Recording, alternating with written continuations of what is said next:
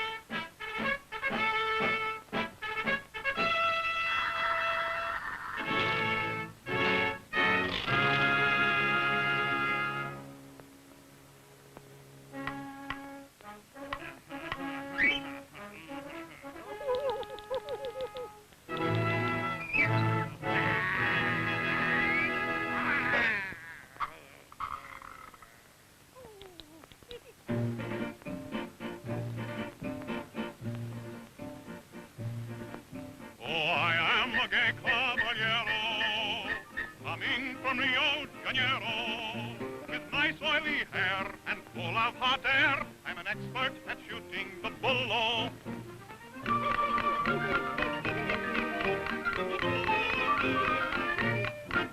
I'm seeking a fair senorita, not thin and yet not too much beta. I'll woo her a while in my Argentine style. I'll carry her right off of Vita.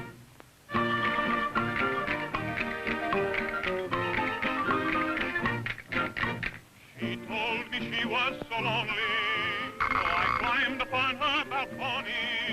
While under her spell, I heard someone yell, "Get away from me, you big baloney."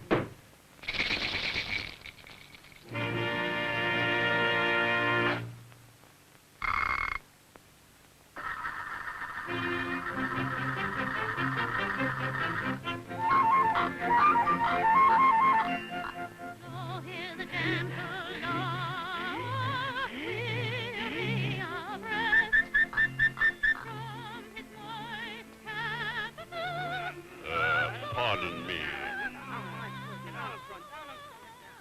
Oh, I beg your pardon. Pardon me.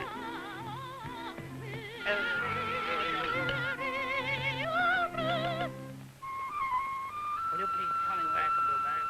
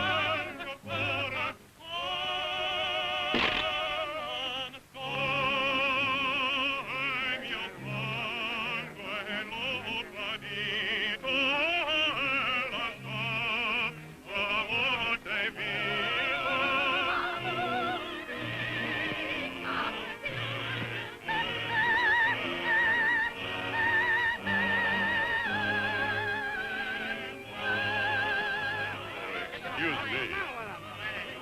Oh, please excuse me. I'm so sorry. Oh, pardon me.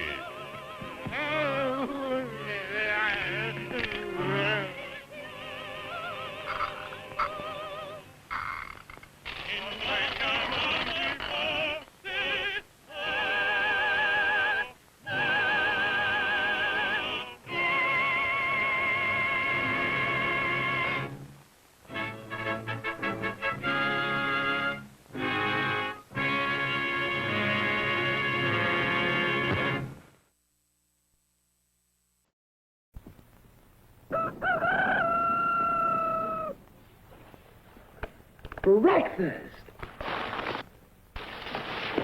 I'm hungry!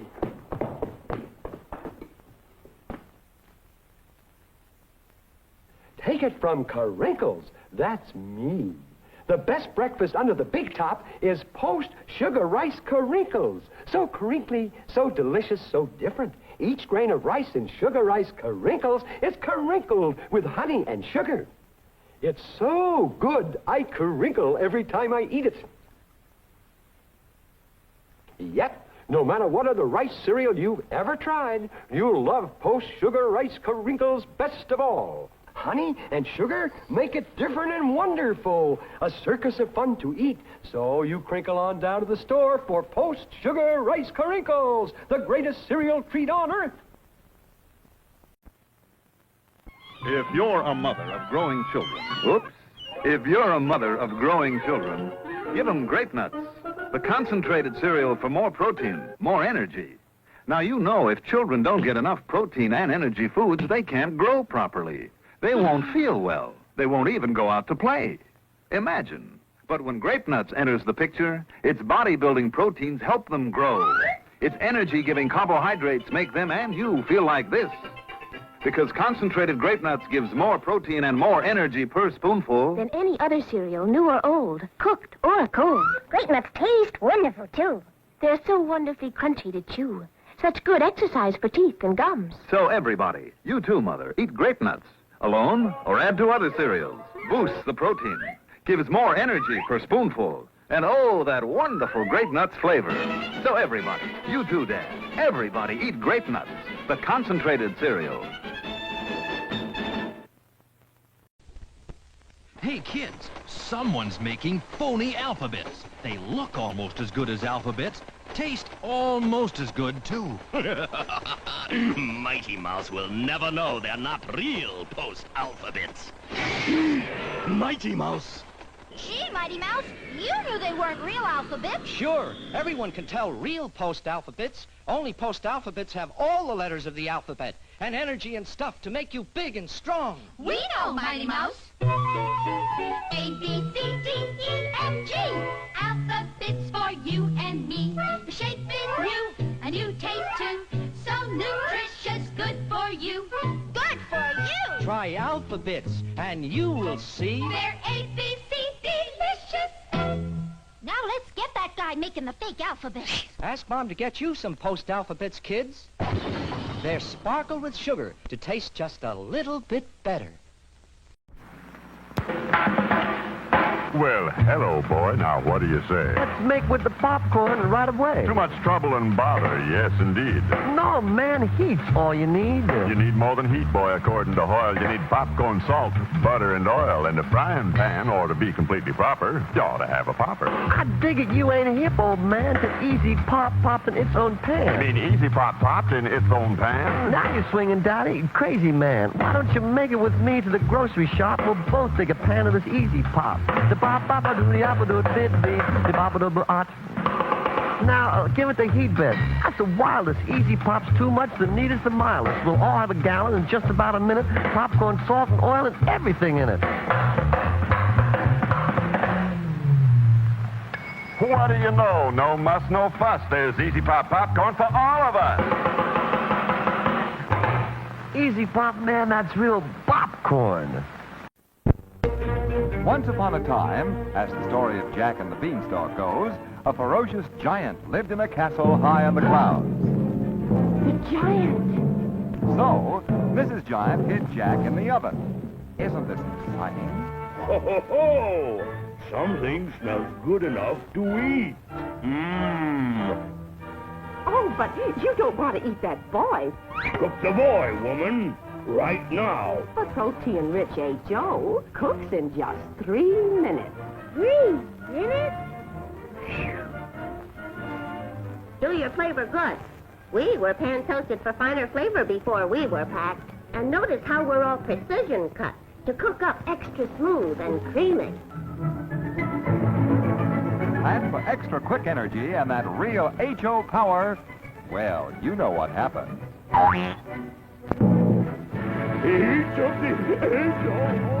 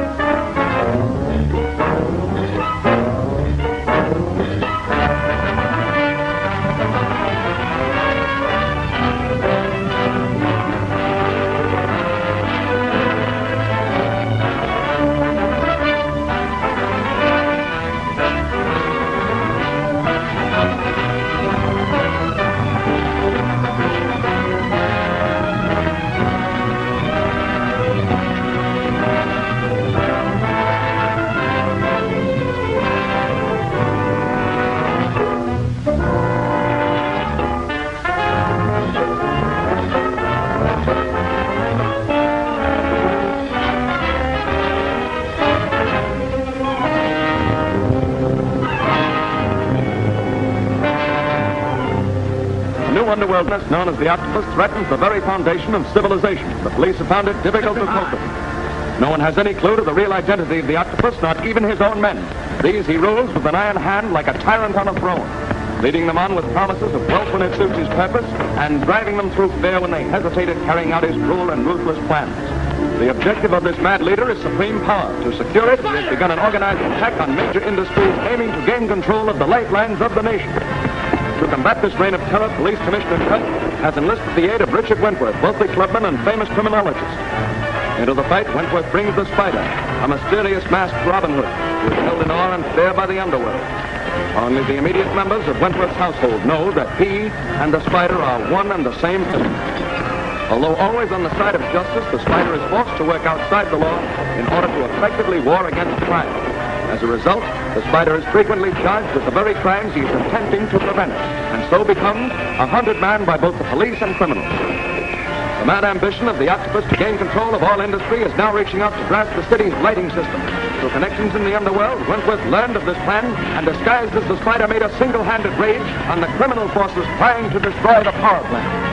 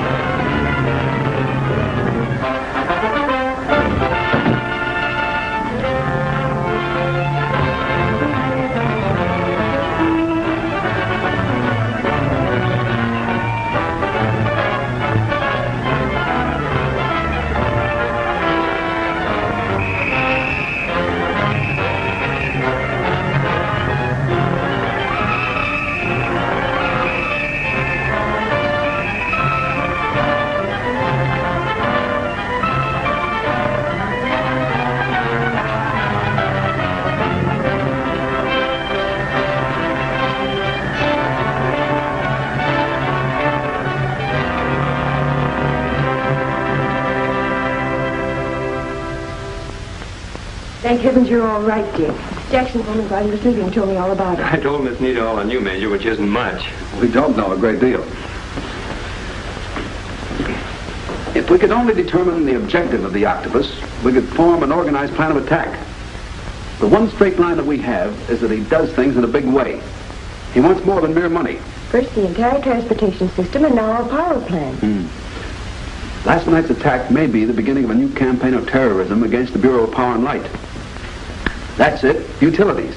You see, he's tackling each thing in turn. Organized crime with more than money as a goal. He wants control.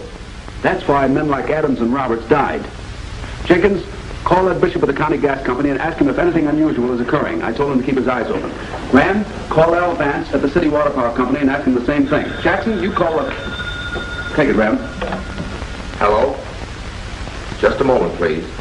Sahib, it's Charlie Dennis. Hello, Charlie. What's up?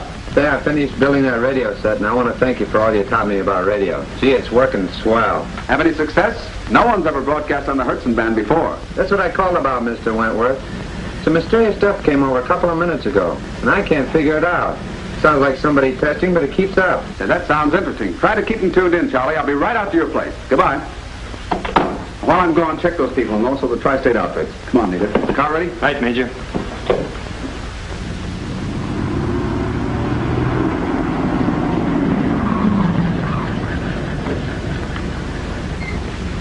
Eyes open, Jackson. Anything come in? Every few minutes.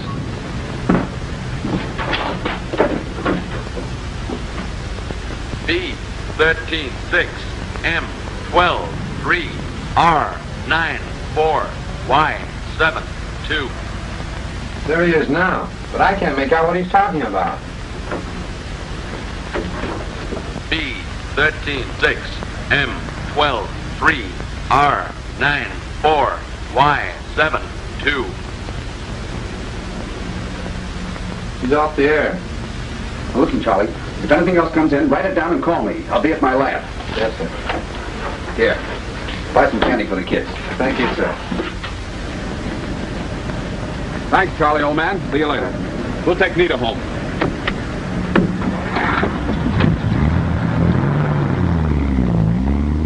Jackson, you were with the Communications Bureau at one time, weren't you? Right, Major.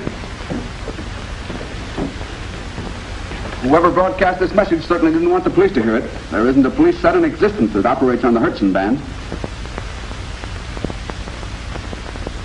This is Whitey talking from house number 3, sir. Some guy found our wavelength, sir. He's built a set to receive and send on the Hertzen band. It's important that he and the set be destroyed immediately. Do you know its location? Yes, sir. He's located in Stonewall on Lane Avenue. The Hertzen band must be kept clear. Hurry. There's no time to lose. We'll take care of it right away.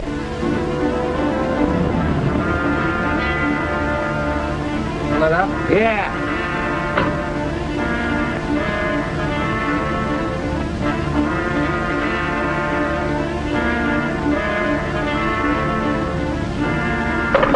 It only took 3 gallons, sir. That's a nice looking radio set you got in there, kid. Looks kind of homemade. Build it yourself? Yeah, I built it. Gets kind of slow around here, and I got plenty of time to experiment with it. Gee, kids, that's too bad. Too bad? I don't understand. What's too bad?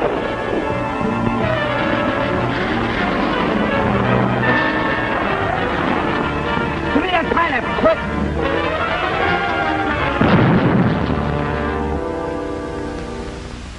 Now it's beginning to make sense. Look. Prepare all cars to move for raid 8 o'clock. Further orders broadcast 7:45. What sort of a code was it, Dick? Rather simple once we found the key. Webster's dictionary. The dictionary? Yes. The letter meant the section. The first numeral meant the page. The second numeral meant the position of the word on the page. And I suppose it all spells more trouble. I don't know. There's only one way of finding out. Whatever's going to happen tonight at 8 o'clock must be stopped. Dick, let me go with you. Nita, darling, you've got to stay here. Jackson, you stay here, too. Goodbye, dear.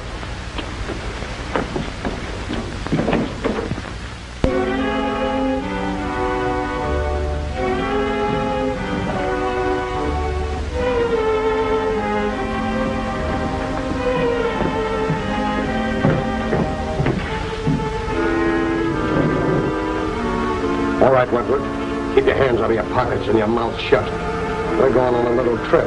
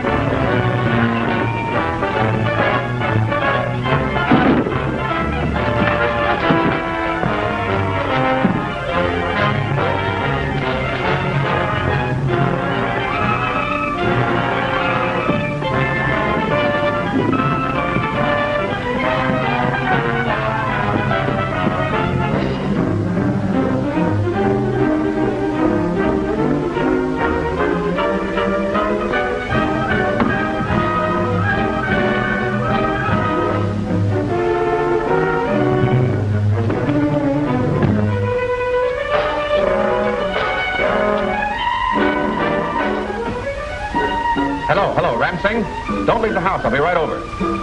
No, I don't know exactly what happened. I found Nita's compact on the floor, and that's a sign of trouble. Yes. Now wait there for me.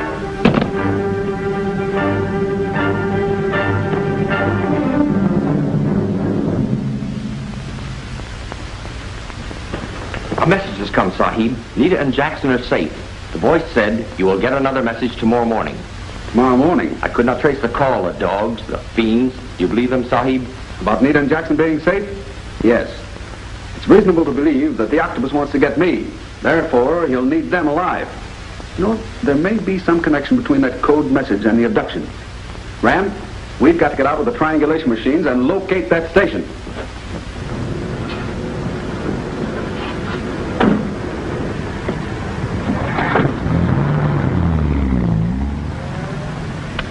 We'll set up our machines a half-mile apart and then check the compass points. I have my machine right here. Now, you set up yours right about there. I understand, Sahib. It's almost 6 o'clock. We haven't very much time to locate that mystery station, and we must do it before 8. At 6 o'clock tonight, every radio station in the city must be put off the air. The power tubes in each studio must be destroyed. The air lanes kept clear, so that my message to the city at 6 o'clock will not be interrupted. And no slip-ups.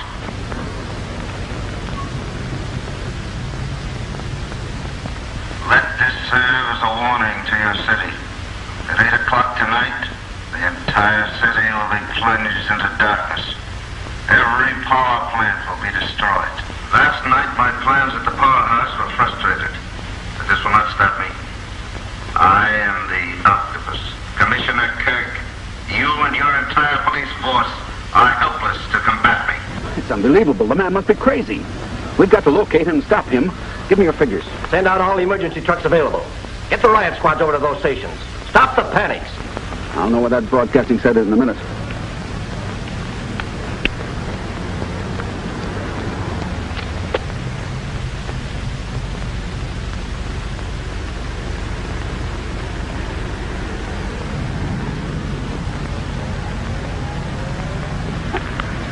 Broadcasting stations at the point where those two lines meet. The triangulation system never fails. Come on, we've got a lot of work to do before 8 o'clock.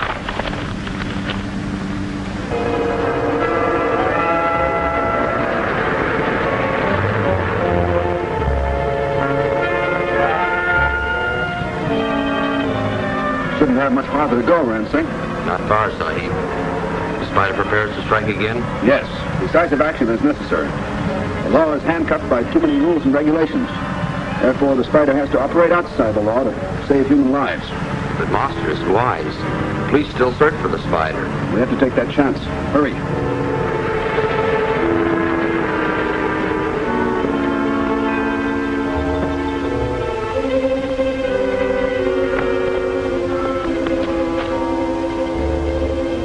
We must proceed carefully, Ramsey. This may be a trap. No, Ramsey. Give me your knife. Just as I thought. High voltage. What do we do, Monster?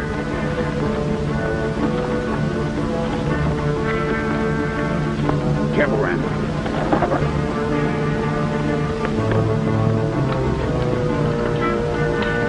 The broadcasting room must be on the right side of the house. The aerials are hidden in the trees. See where the wires lead down. I'll go to the left side of the house and attract their attention. You try to get into the broadcasting room and smash the set, but keep under cover. The prophet saith, he who treads the path of evil shall meet with evil. I shall ruin the pig.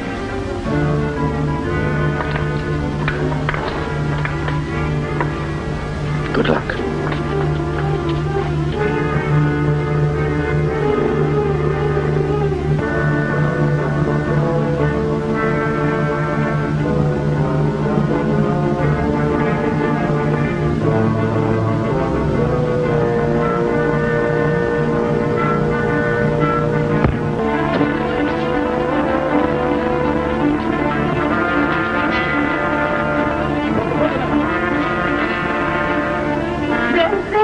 You too?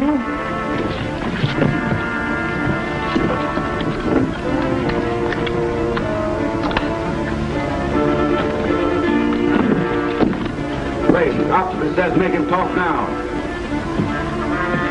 Well, Bertie, are you ready to chirp? Never. You'll get nothing out of us. Pigs, you're wasting your time. All right, you asked for it. Lock the door. Right? Right.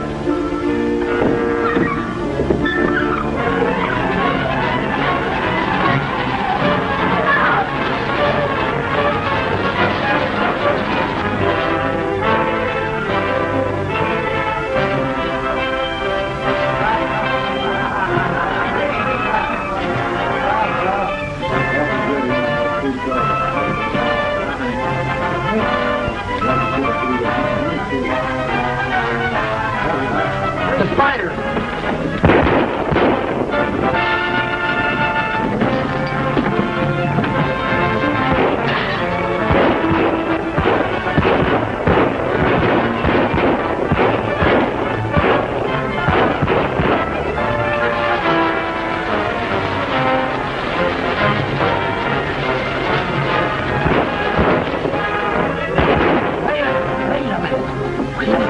This way. I'm going to give him one of our firecrackers.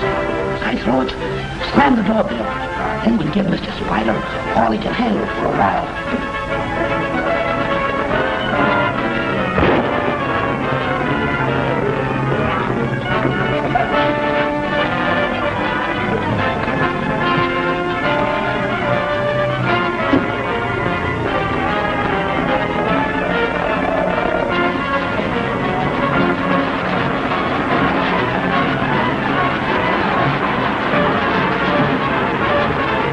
And in the next episode, you will see Richard Wentworth, as the Spider, break into the octopus hideout, ruin the radio broadcasting set to prevent the octopus from sending his death-dealing orders.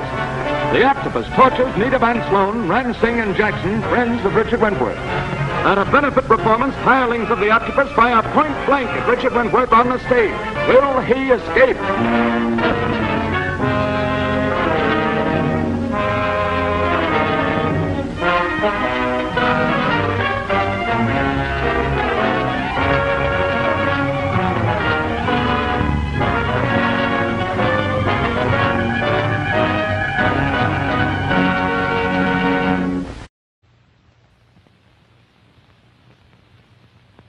When Sally came to the city, temptation faced her wherever she turned. But Sally was lucky. Her conscience was never far away. Stop, Sally. You know that eating between meals is bad for your figure. But I'm hungry, and dinner won't be for hours yet. In that case, choose chiclets, because chiclets are so refreshing and satisfying. Yes, chiclets are handy when you're hungry between meals. They're so refreshing and satisfying. Not only that, they're delicious. You see, every box of chiclets contains the flavor of 100 dewy fresh mint leaves, locked in by Chiclets' exclusive candy coating. So remember, when you're hungry between meals, chew Chiclets. You'll find they're so refreshing and satisfying. Chew chiclets. Have a nice trip, Frank. Sure, Kitty. See you when I get back. Bon voyage.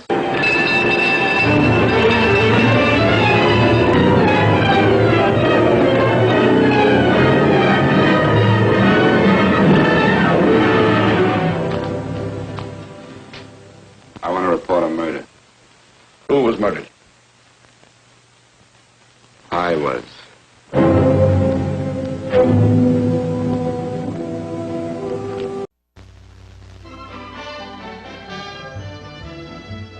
2,000 human beings who lived among us. You may have passed some of them on the street, even spoken to some. But this is the number of people who are dead. Yes, dead, because they were murdered by the most infamous syndicate of professional killers in the history of crime. A syndicate of assassins that went virtually unchallenged until one man fearlessly defied their whole evil empire. I got something to say to you that you want to hear. If you're smart, you can be a hero. If you're dumb, you can be dead. And so began an adventure that took this enforcer of the law into the shadows, where overlords of the underworld ruled a dynasty of death. Here he fought the master craftsmen of murder for profit, murder without passion, exposed their classrooms of crime, even the grim ambitions that turned killer against killer in violent lust for power. It's Humphrey Bogart in the most driving role of his career, as the relentless manhunter the underworld knew as the Enforcer. You think you can shut people up by killing them, but you're wrong. Even the dead can talk. So you're gonna talk. It's the only chance you've got to live. I'm afraid he'll never die. He'll die, he's got to die, and you're gonna kill him. Attention, everybody. Attention. This is the police. Angela Fetto. Your life is in danger. Wherever you are, get off the street. I'll wait here a few seconds, and then I'll pick her up myself. But suppose they don't fall for it and follow you. I'll have to risk that. Here, you better take a friend with you.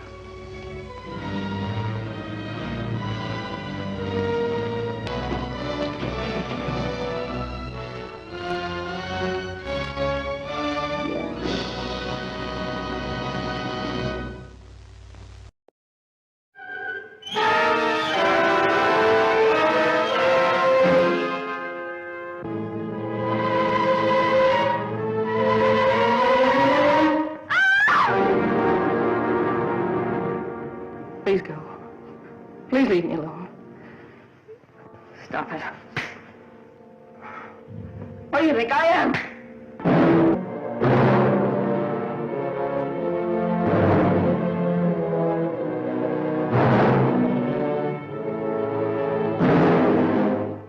Van Heflin as a man of passion who takes what he wants, even if he has to use a gun. Evelyn Keyes as a woman in love whose only crime is her weakness for this man of violence.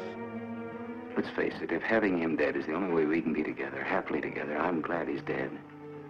Between you and me, he wasn't the easiest person in the world to live with. And she wanted children, and, well, he couldn't have any. Can't, darling, please. You do it because you've got to.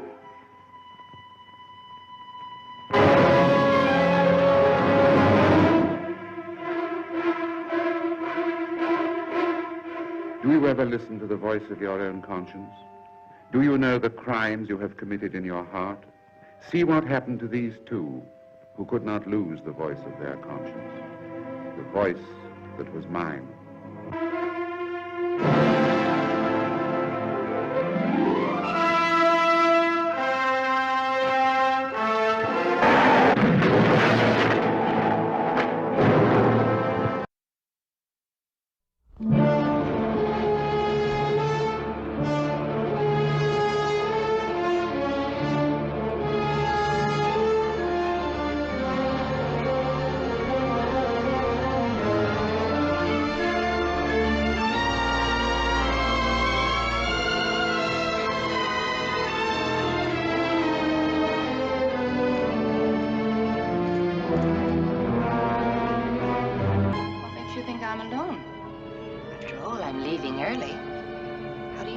Someone waiting for me around the corner.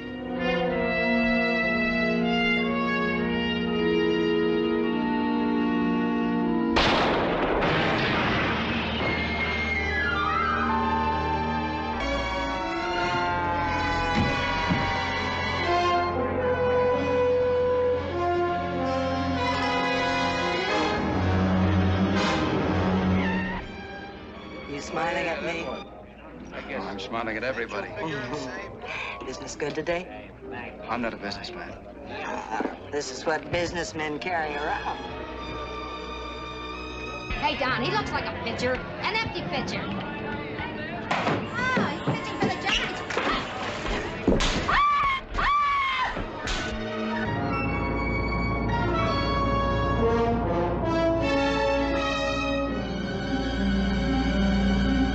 I'd look for somebody who's been getting tough with women from the very beginning.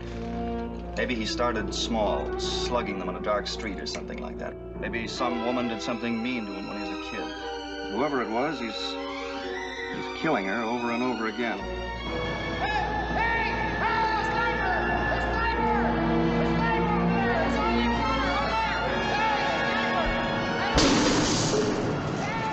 Why do you have to yell like that?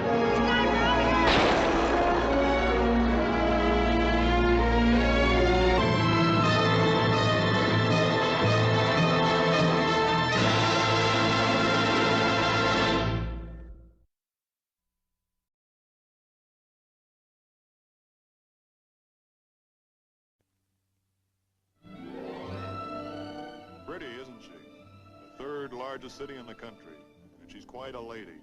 Kind of peaceful, too, in the warm, friendly light of day. But when the light goes down and the city is dark, its back streets and brooding alleys become a jungle.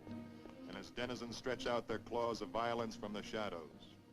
That's where I come in. Sims, homicide. Because murder is my business, and midnight is my beat. And it takes me to the real story behind 1,000 front-page headlines. Sometimes to the savage fury of a report that begins when a man's life is ended. And so the word goes out along the city's vast network of communication. Killers loose, ready to kill again, dragging innocent lives with them in a reckless pattern of flight as they try to hide in a city stripped naked where there is no escape. But the wheels of the law's machinery grind hard and the long arms of the department stretch out, girdling the city, drawing the steel net tighter and tighter. Where's the money, Lacey? I don't know. Come on, what did you do with it? I told you I didn't touch his money. How do you know Morgan had any money on him? You stay on your side of the fence. I'm looking for a cop killer. I can't figure it. What do you see in a guy like me? I see a guy who's swell, who's kind and strong. That's what I see. You're stubborn, but you're not afraid. You're an ex-con with a new beef around your neck, and I can hang you with it. Hang me then. One job like that, and I'm your pet rat for the rest of my life. Or do you tell us to turn over that cash to us, or I'll blast a hole in you? Just as you say. Come on your feet.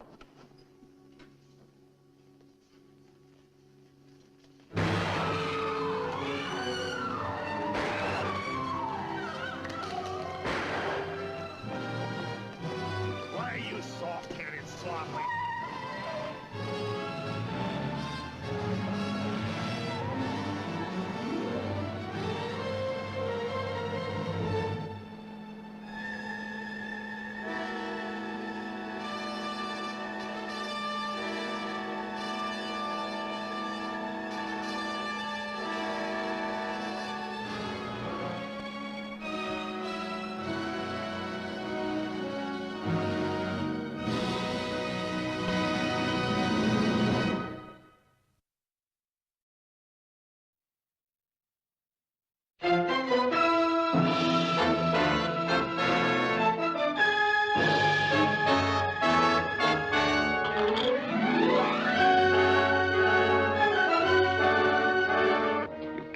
To my home about a murder?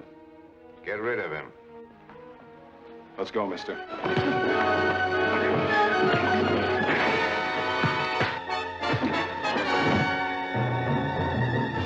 What's your pitch, Lucy? What is this information you have?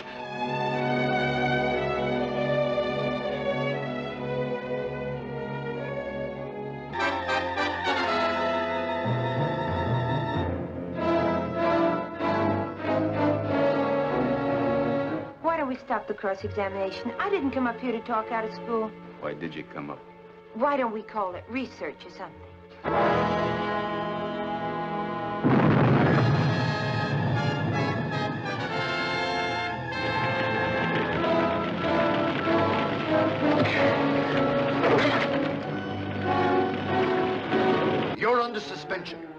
better check with Lagana first.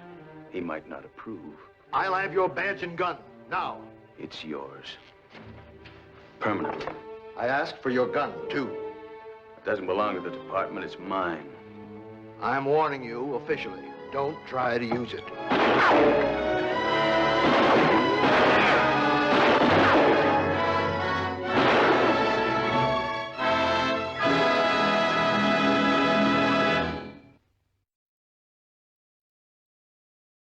The early morning escape was cleverly masterminded by Glenn Griffin.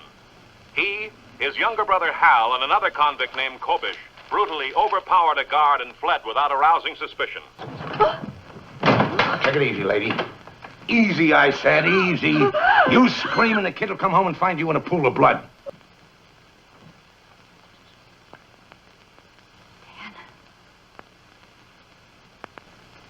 What are you doing here, Griffin? They're looking all over 5 states for you. They ain't looking here, Pop. You can get brave just about any time you feel like it, any one of you. You might even get away with it. That ain't saying what's going to happen to the others. How long? About midnight, maybe sooner. What if the police come? What if they find you here? It wouldn't be pretty. If that happens, you folks get it first. Now get out in the kitchen, cook that chicken I seen in the icebox. Do it yourself. My wife's not your servant. Filthy! Ellie! Ellie! Why don't you pick on some of your own size? The whole family's getting tough. Listen, idiot. You ain't calling a tune. I got my guts full of you shiny-shoed, down-your-nose wise guys with white handkerchiefs in their pockets. Next time, I'll wipe them on you. Now get out there and cook.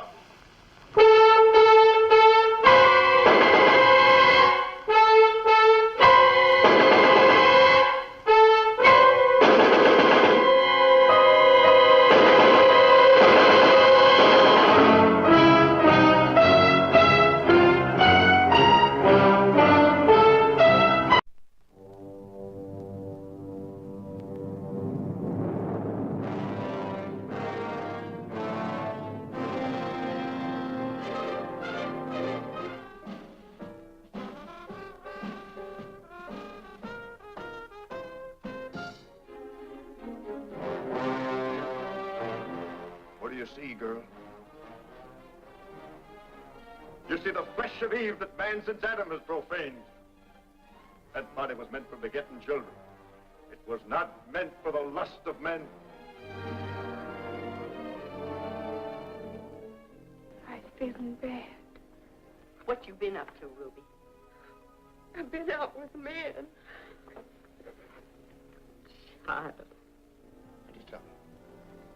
Where's the money hid? But I swore I promised John I wouldn't tell. John doesn't matter.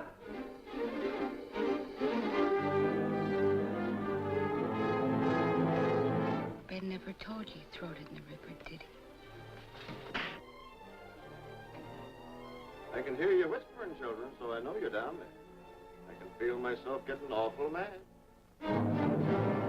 Here is all the stark terror, the passion and suspense, the heart-pounding warmth of the best-selling novel that gripped millions. Pearl, wake up! Come on, Pearl! Superb, unforgettable performances by an extraordinary array of talent. Figured I was gone, huh? Run, hide in the staircase. Run quick! Ruby, shit! What do you want? I want them kids. The combined powers of Paul Gregory and Charles Lawton brought The King Mutiny Court-Martial to Broadway. Now the screen receives that same creative, electrifying impact. The Night of the Hunter.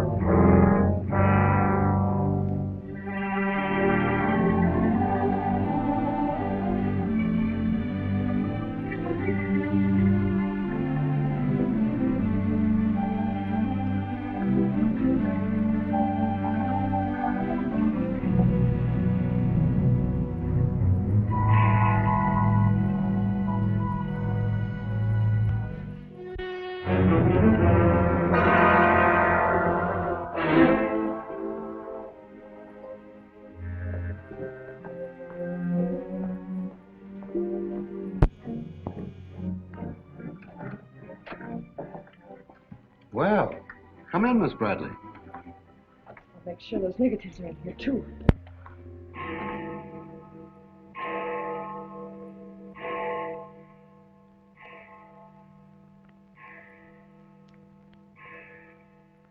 The Herald stands pretty well on the police run, Johnny, so I don't think you'll have much difficulty contacting the various departments. These cops are good guys, but they got bellyaches like you and me, so name them and give them a break whenever you can. They pay cops off with peanuts the way they do newspapermen. No! I want you to get it off without breaking it. Your wife can't steal your car. That's community property. Yeah, I know, Chief, but she done took it out of the community. Come on, Johnny, I want you to meet the lieutenant. He's a good egg. What do you like to do? Dance? Harry James? Yes, sir. Well, why don't you turn on the radio in one of your homes? Fix yourself some donuts and coffee and stuff. Hanging out in a joint like the one Carrie pulled you out of will buy you nothing but trouble. Carrie, see if these two girls get home, will you? Yes, sir.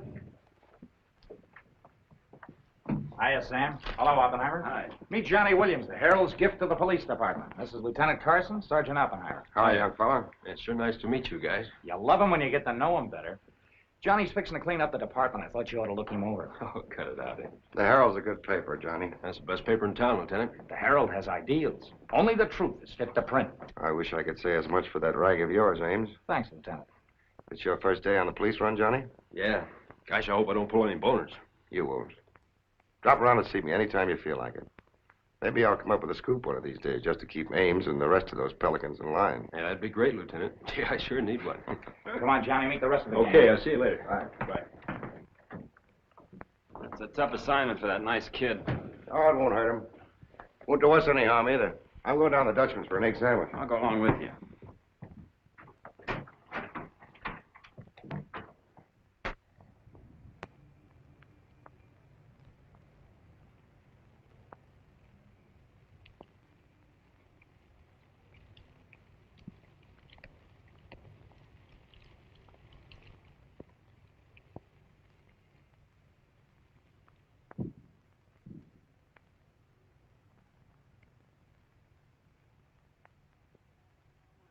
You take all day. Come on, will Hurry. Boys, meet Johnny Williams of the Herald. City Newsbureau, Sergeant. Don't get up, gentlemen. What is this, a gag?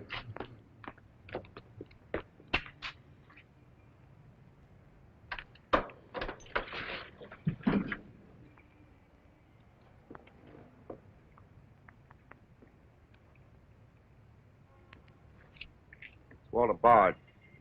Runs a private detective agency in the Equitable building. Well, they picked a fine spot to dump him. Looks like somebody's trying to give the department the business. Get going, Oppenheimer. Yeah.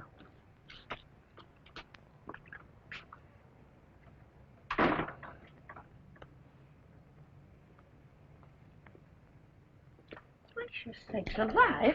It's Mr. Bard. Do you know anything about this? Not me. Not me. I just sell him flowers.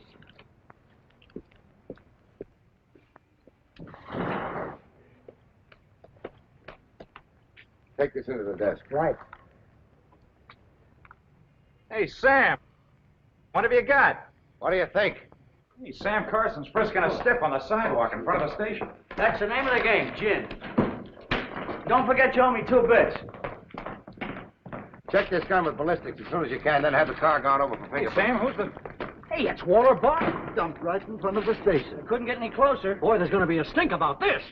He was mixed up in politics, wasn't he? He was mixed up in everything. He's been asking for something like this for a long time. What's the matter, Johnny? I never saw a dead man before. Come on, fella. Give me Charlie to make a snap. No. Hold on to your wig, Charlie. Walter Bard, the private eye, was just found shot to death in his car, right at the front door of the joint. Evidently a definite slap at the present administration. You can call it a culmination of the hoodlum war that's been going on. Yeah. Say that it's Gangland's despairing reply to the vigilance of the police. Huh? Sure, play it up big, lay it on thick. Everybody's going to be taking pot shots at the administration over this little deal, and the Express is its only friend. Oppenheimer, go up to Bard's apartment. Bring back any letters or photographs that might look hot. See if you can get Bard's wife on the phone. Talk to the janitor and neighbors. Get a line on any recent visitors. Okay, Lieutenant. Harper, you chase up to Bard's office in the Equitable building. Go through his desk and files. Check his appointment calendar. Yes. Well, Lieutenant, I just happened to think. Bard used to hang out at Tony's on 2nd Street quite a lot. Good idea. Say, Wilson, go over there and ask Tony if Bard met anyone there tonight. Then give Oppenheimer a hand if he needs to. Right. Yes? Mrs. Bard doesn't answer, Lieutenant. She's probably sleeping. Keep on trying. Okay.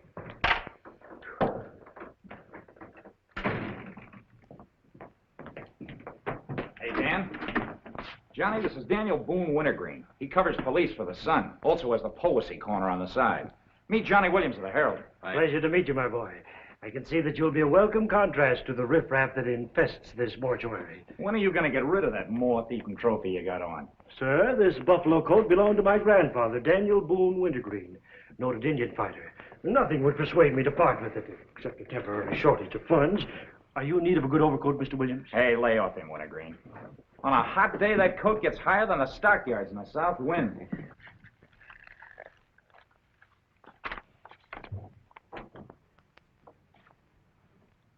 Come in, Doc. Well, here it is, Sam. The bullet went clean through him, smashed the 5th rib. Have you boys found it yet? In the front seat upholstery. Discharge from the gun that was in the car? Mm-hmm. His own. There were plenty of powder burns, Sam. Could have been suicide. Not a chance, Doc. The boys at the desk would have heard the shot. The body was driven there in Bard's car and left there. Oh, I'm sure you're right, Sam. Do you think someone's trying to discredit us in the administration? Could be. Holy mackerel. That girl couldn't be mixed up in this case. Well, this is very interesting. The daughter of Luther Bradley, the reform candidate for mayor. Boy, what the Express will do with this. Send Brewer in. Must be some other Bradley. Somehow, I don't think it is. Why? The famous Calvert Luck, my boy. Brewer, you and Robbins go out to the Luther Bradley house on Carlisle. Ask for Miss Janet Bradley. Tell her you'd appreciate it if she'd come back with you. We want to ask her a few questions. Okay. Handle her carefully. All we want is her cooperation. Stress that, Brewer. Yes? Mrs. Bard still doesn't answer. Keep trying. Express? I want to speak to Mr. Calvert. Very important. It's Dr. Yeager talking. Hello? Yeah, this is Calvert. Oh, hello, Doc. What's on your mind? Walter Bard. Sure, I know him. Well, who shot him? I don't know, but his body was found in his own car right in front of the police station here. That's right, the police station. And get this, Mr. Calvert. There was a notation in Bard's memorandum book that he had an appointment with Janet Bradley this evening. Luther Bradley's daughter? Are you sure? Oh, this is beautiful. Look, Doc, you stay there and keep your eyes open. I'll keep in touch with you. Oh, I'll be right here, Mr. Calvert. You can count on me. Goodbye.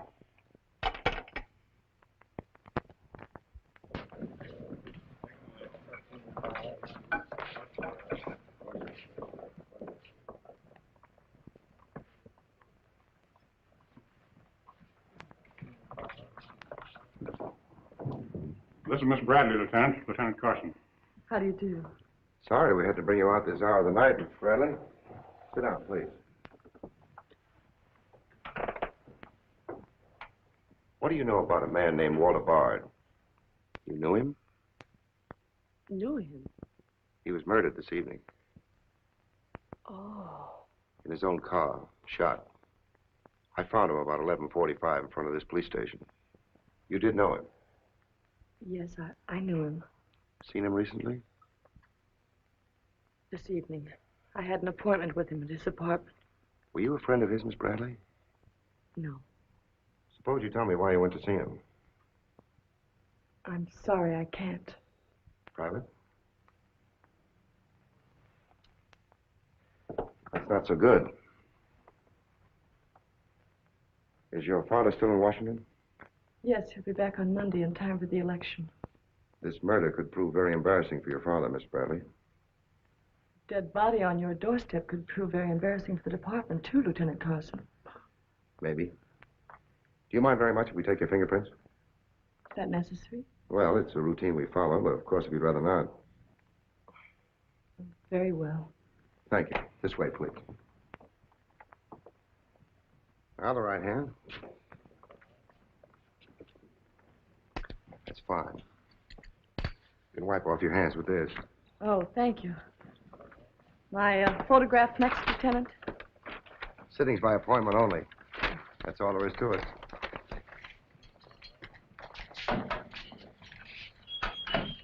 That'll be classified up, honey. It will take a few minutes to make comparisons. You don't mind waiting. Of course not. Right in there. You're being swell about this.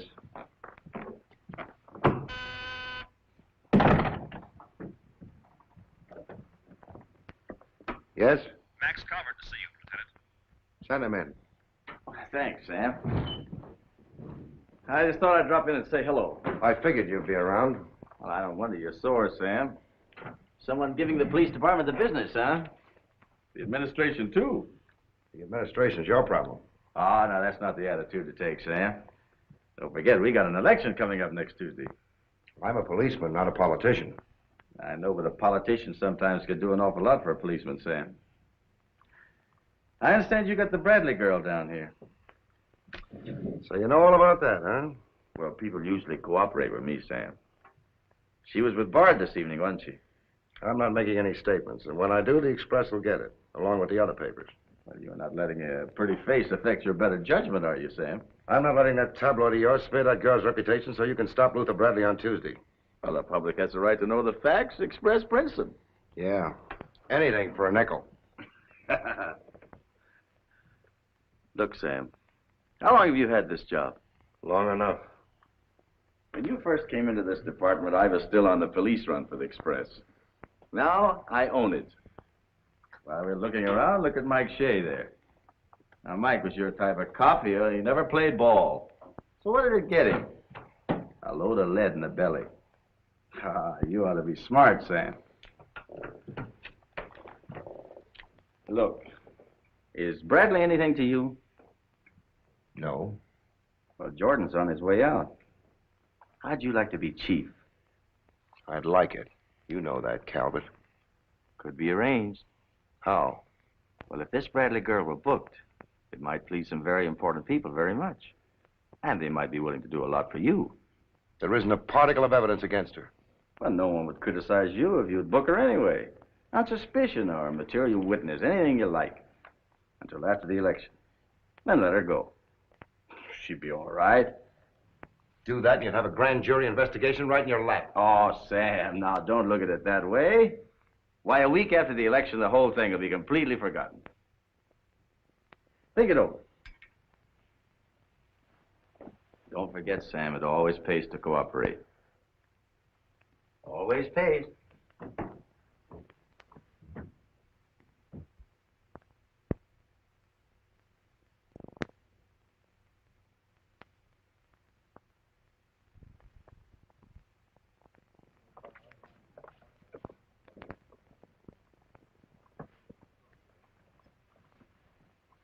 Great guy, wasn't he, Lieutenant? He sure was. I guess he was just about the greatest cop the city ever had. Yeah. What did get him? Lieutenant, I got something to show you. See you, William. What'd you find in Bard's apartment? Cigarette butts in the ashtray with 2 different shades of lipstick. 2 glasses with prints on both. Prints on the gun, on one of the glasses, and Miss Bradley's fingerprints, all check. Looks like an open and shut case, Lieutenant.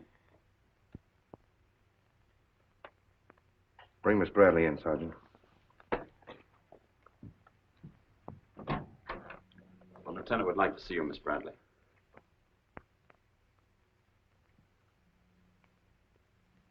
All right, Oppenheimer. Miss Bradley, we found your fingerprints on a highball glass in Bard's apartment.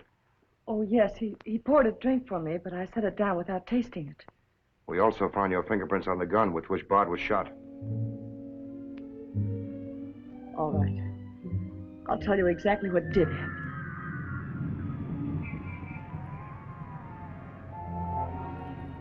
I went to see Bard on behalf of someone who was very close to me. Someone whom he was trying to blackmail. He made a business of buying and selling information about people, especially about those who had built honest lives after making a bad start. Prominent people. He had come to me with certain information. He wanted $20,000 for it, but I'd been able to raise only 10.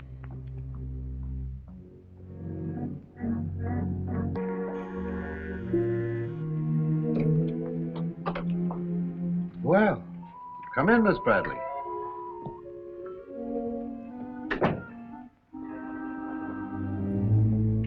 Won't you sit down? I'll fix you a drink. Oh, I really don't care for one, thank you. I have some very nice bourbon here.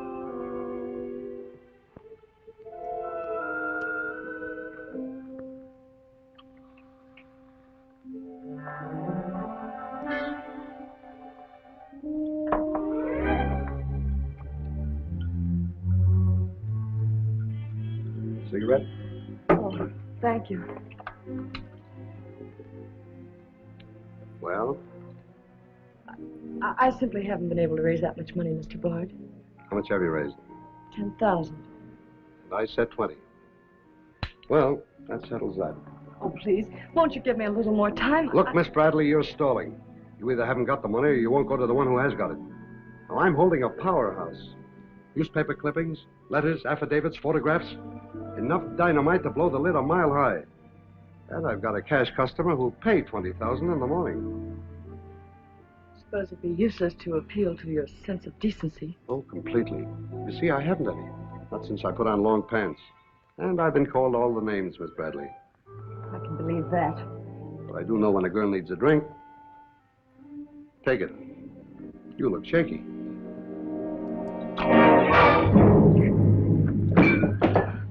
Now, give me that envelope.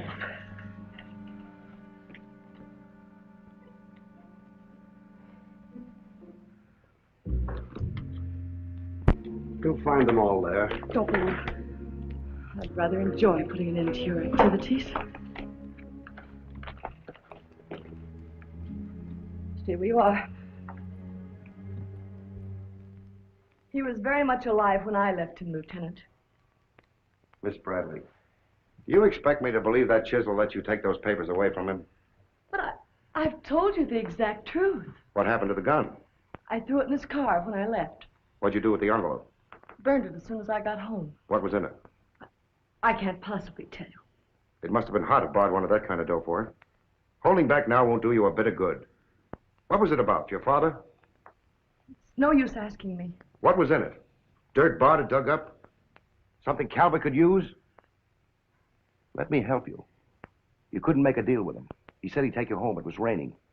You go down to his car. He makes a pass at you. You grabbed his gun, let him have it, and scram with the envelope. The brakes in the car come loose, and the car starts rolling. Lieutenant,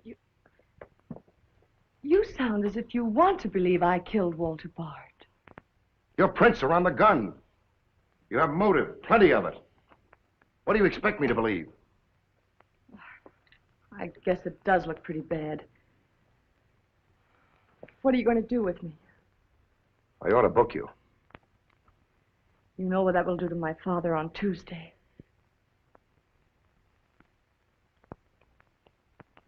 I realize the pressure you're under, Lieutenant. I've learned a great deal about the police department from Father. Max Calvert could do a lot to help you if you could learn to do things his way. Leave Calvert out of this. I'm a policeman, not a politician. I'm glad. I've always liked policemen. I should book you. Otherwise, I can't hold you. If you don't mind waiting a little longer, well, something may turn up. You mean you may see things a little more clearly? Put it any way you like. In here, please.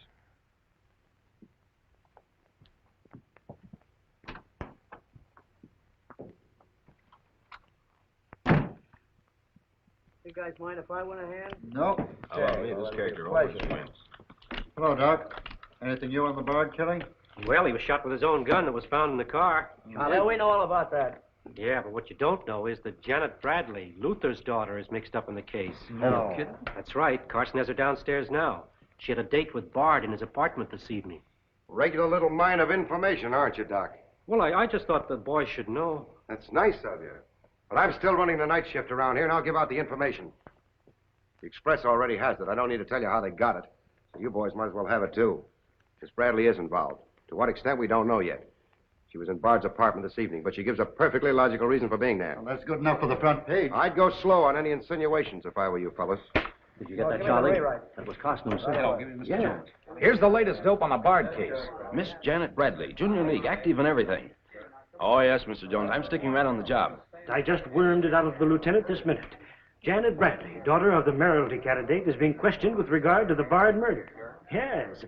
And you'll leave those 2 tickets for the Philharmonic. You boys won't forget who gave you the original tip. We won't forget. Dr. G.F. Yeager? Oh, don't worry about that, Doc. Now, which one of you was taking my scissors? I stuck them in your buffalo coat for safekeeping. If you moochers insist on playing childish pranks with my scissors, I'll be forced to do something drastic. Well, it's about time. Oh, I'm sorry, Mr. Calvert. I didn't know you were here. I hope you haven't been waiting long. Long enough. Where have you been? Oh, all over. It's been a very busy night. Has Carson booked the Bradley girl yet? Not yet. He's stalling, Mr. Calvert. I don't trust Carson. He's never played along with us the way he should. Why, he just bawled me out for tipping off the press room that he'd been questioning the girl. I want her charged with murder, and I want it spread all over the front page of every paper in town. Sooner the better. Oh, thank you. I'll save this for later. I'm going to give this murder the biggest coverage any local paper's had in years. I'll run the Bradley girl's picture every day. Diagrams of the street where the body was found. Diagrams of Bard's apartment. Pictures of the murder car. I'll have a sob sister covering her appearance at the inquest. Every appearance in court. I'll do a half column devoted to her costume alone. How she looks. With the inference that she's frightened, that she's hiding something, that her back's against the wall. Yes, but the only hitch, Mr. Calvert, is that Walter Bard didn't die of a gunshot wound. What did you say? He was poisoned before he was shot. Who did it? I don't know. You cut him open? I didn't have to. I found traces of poison in his mouth. Well, have you told Carson? Not yet. Well, don't. The trouble is, if Carson ever takes a good look at the body, he'll notice that there was practically no bleeding. And he'll know what that means. Then we got to get rid of the body. Get it out of here, fast, tonight. Before the inquest, I can't. You can, and you're going to. But, Mr. Calvert, you can't just pick up a body and drag it out of the morgue before the chief medical examiner's had a whack at it. Look, have you got any John Does in the icebox? One that you can ship out to the crematorium in a hurry? Well, there's a floater that we fished out of the bay a couple of weeks ago. All right, now you go down to the morgue and switch Walter Bard's body to the John Doe slab. Then make out commitment papers for John Doe. Cremation. And ship it out tonight. But it's sure to be found out sooner or later. If you have to, make the morgue attendant the fall guy. If he squawks, you send him to me, you understand? I'll do my best, Mr. Calvert. Your best is to get that body out of here fast.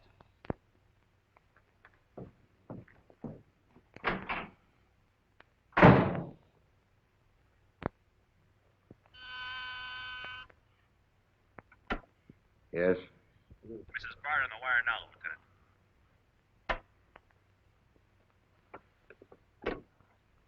Hello? Is this Mrs. Walter Bard? Yes, this is Mrs. Bard. You've been ringing for some time, haven't you? I'm sorry. I was sound asleep. I'm afraid I have some bad news for you. That is impossible. He wasn't... I'm afraid he was, Mrs. Bard. We don't know yet. I'll have to ask you to come down here. I know it'll be difficult, but you may be able to help us. Of course, but I haven't seen Walter for several weeks. We haven't been living together. Yes. As soon as I've dressed.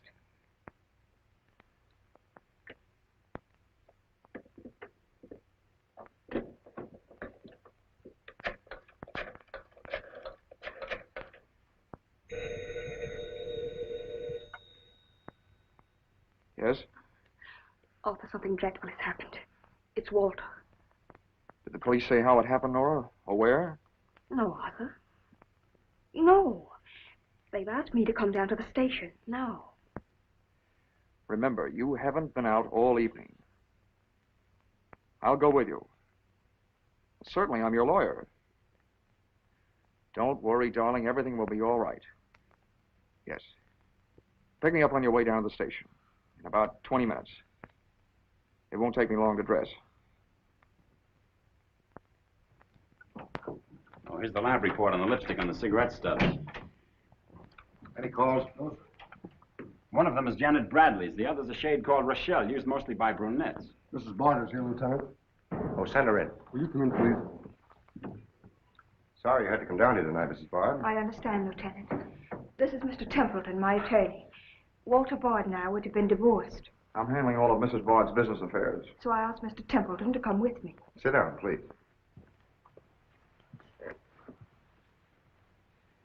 You told Mrs. Bard very little on the telephone, Lieutenant. Well, Bard was shot through the heart. We found his car parked in front of this building, his body in it. But that's fantastic. Who did it? Well, we're not prepared to say it yet. Now, Mrs. Bard, I think you told me that you and Bard hadn't lived together for quite some time. Not for over a year. Have you seen him recently? I saw him in a nightclub one evening several weeks ago. I was with Mr. Templeton. We want to be frank with you, Lieutenant. Well, I hope you will be. Nora and I are going to be married. We've been waiting for her divorce from Bard. Had the proceedings begun? No. The papers were ready, but they hadn't been served yet. Did Bard refuse to accept service on these papers? Repeatedly. He was my husband, and even though he's dead... Nora. I'm going to say it, Arthur. He was mean and cruel. He liked to hurt people. He did it deliberately. I studied for 2 years. Mrs. Bard has had a very difficult time, Lieutenant. Yes, I know. Mrs. Bard, you were home all evening? Yes. I was asleep when you telephoned. You weren't in Bard's apartment at any time during the course of the evening? Mrs. Bard has already answered that question twice before, Carson. I don't mind answering Lieutenant Carson's question a third time, Arthur. I was not in Walter's apartment this evening, Lieutenant. Were you? No. Thank you. I suppose you know I'll have to ask Mrs. Bard to identify the remains. Naturally. Oppenheim, will you take care of that? Yeah, sure. This way, please. Listen, pal, I didn't bust that mirror. Somebody else tossed the bottle into the glassware. Name? I'm Zachary, the Philadelphia Phantom. Never heard of you. What's your address? You can't book me, copper. I'm fighting at the Elks tonight. The annual smoker, see? I go on at 1 o'clock. What's your address? But what about the Elks? You ain't a-gonna let the Elks down, are you?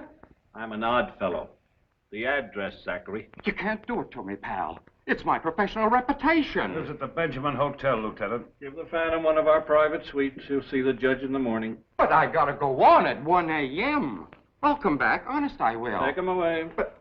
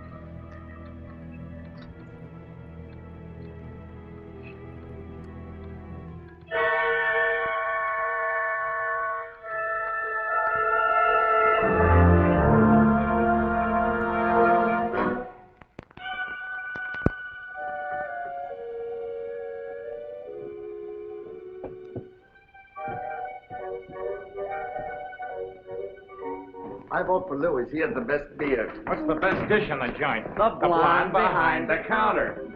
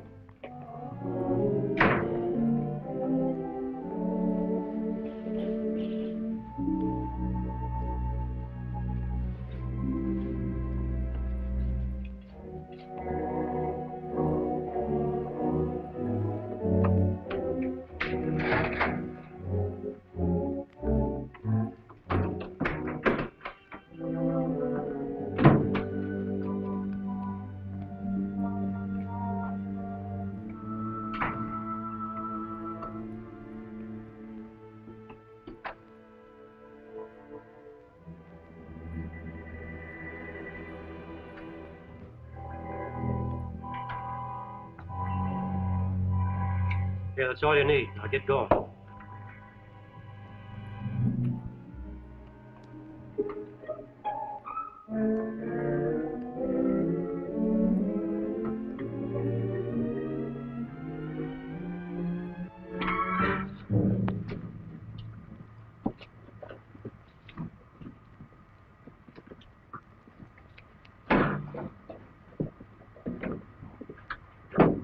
Woodbury Crematorium.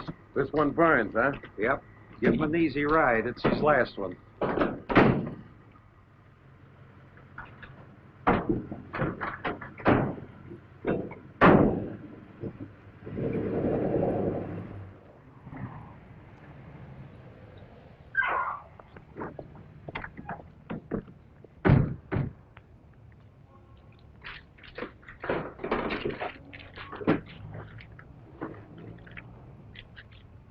The stiff's gone. Are you sure you ever had one? Gosh, Bill, I put him in there myself. Let me use your phone. Yeah, Doc. The body must have walked right out of the ambulance. Well, go back over your route. Keep your eyes open and your trap shut. If you can't find the body, report to me as soon as you get here. Well...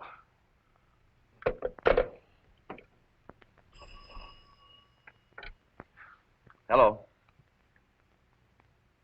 What? Oh, so somebody else wants Bard's body, huh? Ah, that crew must be double-crossing you. They must know how that body was taken out of the ambulance. Well, I don't believe it. You make them cough up the truth. I want to know who else wants that body. Listen, Yeager, this is a pretty serious matter. Both for the administration and for the police department, and incidentally for you. But I did everything I could, Mr. Calvert. Everything you asked me to. You find that body and get rid of it.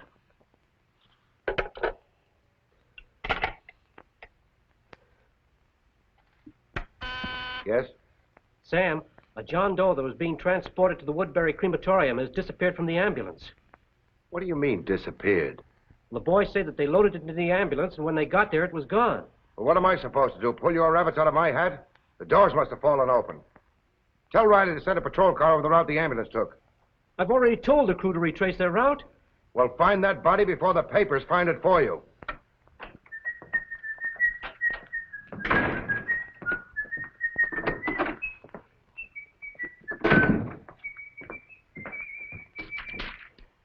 Holy smoke!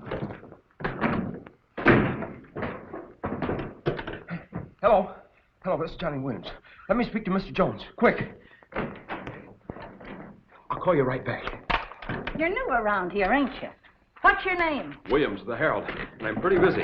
Sure you're busy. You bricklayers is always busy, unless it's a bouquet you're wanting on the cuff until Saturday night.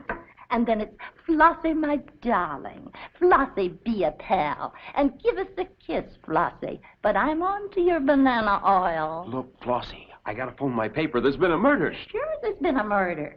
Didn't he get himself killed with one of me carnations in his buttonhole? And owing me $1.06 bits. 7 of them he died owing me for. Oh, that's a shame, Flossie. But you'll get your money back. And when I ask the cops for me due, what do I get? Bird seed. I'll tell you what you do, Flossie. You go down to the desk. When all I want is me $1.06 bits out of the money he died in his pants with. I've been to the desk, and what do I get? Birdseed, sure. But this time you tell the lieutenant that I sent you. Johnny Williams of the Herald. Tell him to give you your $1.06 bits, and the Herald will pay it. Tell him I personally guarantee it. Hello, give me Mr. Jones. Wait. Birdseed. Hello, Mr. Jones. Williams. I got a Lulu on that Walter Bard killing. An exclusive. Yeah. In the press room clothes closet. Hey, wait a minute. Oh, I'll call you back, Mr. Jones. Now, where are my scissors? I never seem to be able to find them. Last time, I found them in my overcoat pocket. Here they are, Mr. Wintergreen. Oh, I'm awfully sorry, Mr. Wintergreen. I wish people would leave my scissors alone. This time, I'll nail them down.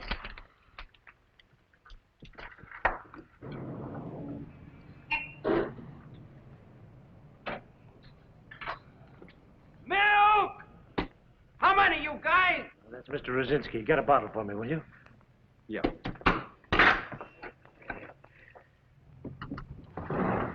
Make it 1 for Wintergreen. Hey, is Wintergreen up there? Yeah, he's here. Tell him I want to buy his buffalo coat. I'll be right up. Hey, no dice. He doesn't want to sell. I never heard of such impertinence. As if I didn't have the right to dispose of my own property. But, Mr. Wintergreen, you can't sell that overcoat. I hoped you'd bring a chastening influence to this menagerie. Why, it'd be an insult to your grandfather and to the grand old name of Boone. It'd be unpatriotic. I'm dreadfully disappointed in you, Williams. Why, that overcoat's made history. It's practically a national monument. You can't have a big lug like Brzezinski delivering milk in it. Why don't you get wise to what you've got? Why, that overcoat ought to be in the Smithsonian Institute. They'd pay real dough for it. Smithsonian? Uh-huh. But do you really think... No, Williams. No, my mind is made up. Oh! Oh! Oh! Oh! Get out here! Get out here! Give me Mr. Jones, quick! Sure, Mr. Jones, that's what I said. Walter Bard's body in a press room clothes closet. Hey, there's somebody in there. I know it sounds crazy, Mr. Jones, and I'm not drunk. It's true. There's a guy in there, I tell you. Listen to him holler his head off. Yeah, and I'm the only one that knows except Wintergreen, and I got him spiked. Absolutely, Mr. Jones.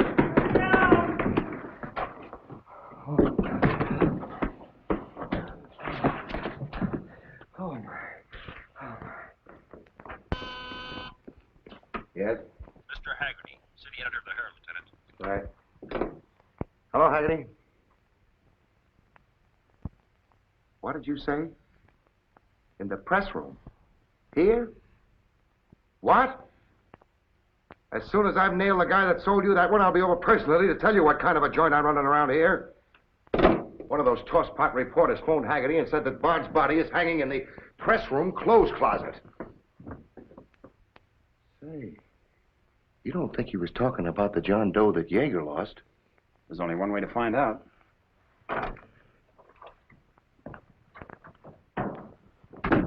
That's what I said, you dope, all wrapped up in somebody's overcoat in the press room closet. My overcoat, please. Credit where credit is due. Hey, look, you guys, a perfect fit. Hey, what goes on? I found Bard, all wrapped up in Wintergreen's overcoat in the clothes closet. The Herald's printing it, so relax, fellas, and save paper. Don't you think this is best for you? Give me a rewrite, sweetheart. Hurry it up. Haggerty was right. It is Bard. Hey, this guy didn't bleed much. Yeager say anything about that?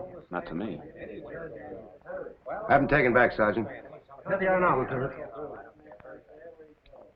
Mr. Jones again. Okay, you'll Just a get it. moment, Just keep your shirt on. All right. Lieutenant Carson's examining the body now. Yeah. 30 years, Lieutenant, I've been putting him on ice. Nobody ever done this to me before. Where was he? In here. Pull it out.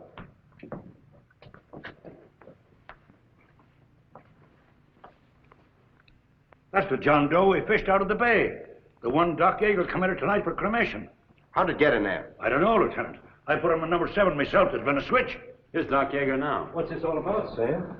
It looks as if someone went outside as that John Doe you lost. Only it wasn't John Doe, it was Walter Bard.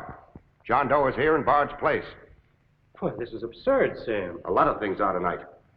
You signed a commitment paper, didn't you? Yes, for John Doe. Well, Bard's body must have been picked up by mistake. That's the only way it could have happened. Well, so long as it turned out all right. O'Malley, get that John Doe out of here. Put Bard back in the right place. And see that he stays there until the chief medical examiner's through with him. Yes, sir.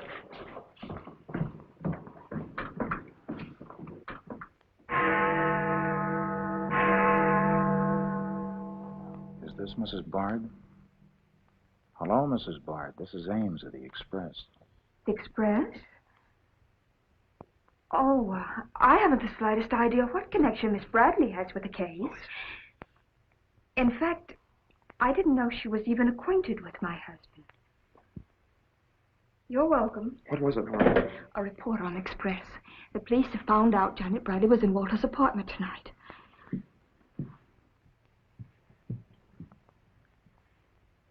Arthur, we've got to go to the police station and tell them the truth. No, we've got to sit tight. If we do, we'd never trust each other again, Arthur. There'd always be that doubt. It'd grow and keep on growing. In the end, it'd break us apart. We'd distrust each other for the rest of our lives.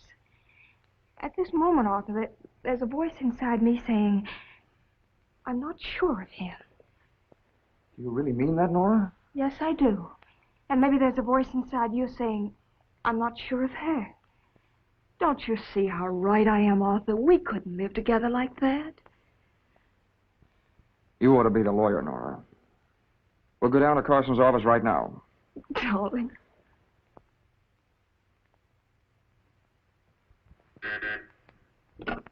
Hello. Yes.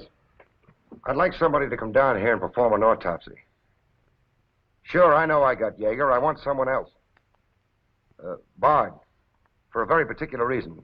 Or how about Doc Hastings? As soon as you can get him down here.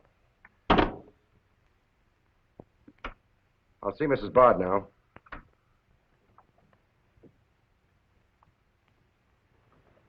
We've come to make certain alterations in our statement, Lieutenant.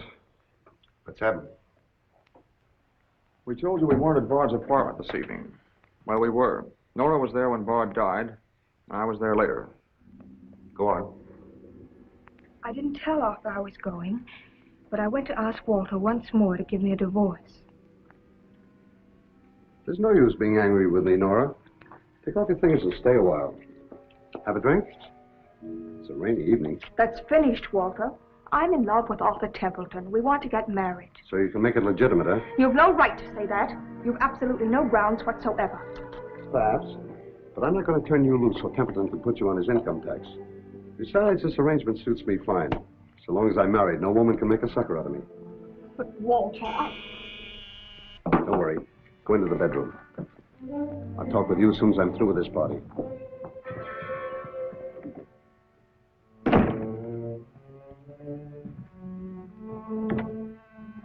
Well, well. Come in, Miss Bradley. Did you listen? I heard a little. Walter seemed to have some papers that Miss Bradley wanted to buy, but he was holding out for more money. And then? Then there was some sort of scuffle. I don't know what happened. Then Miss Bradley demanded the papers. I got the impression she was covering Walter with a gun. Then a door slammed. Yes? I waited a few minutes, then I went in. Walter had just taken a drink. He took a step toward me. I'll never forget the way he looked. The muscles of his face were all drawn up as if they were knotted. Then he fell into a chair. When I got to him, he was dead. I was terrified. I rushed out of the place. Why didn't you call the police?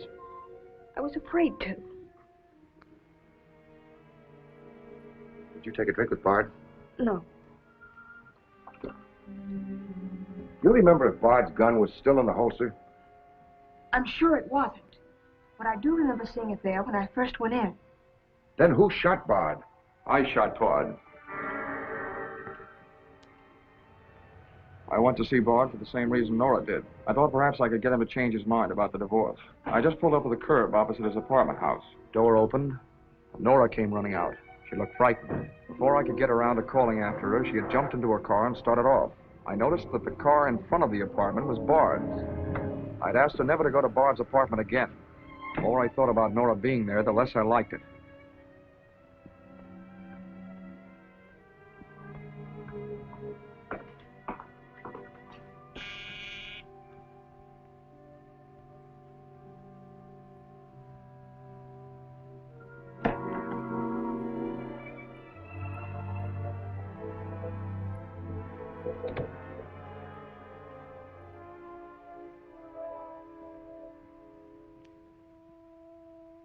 The notion that Bard's callousness had driven Nora to killing him took hold of me. That would be murder.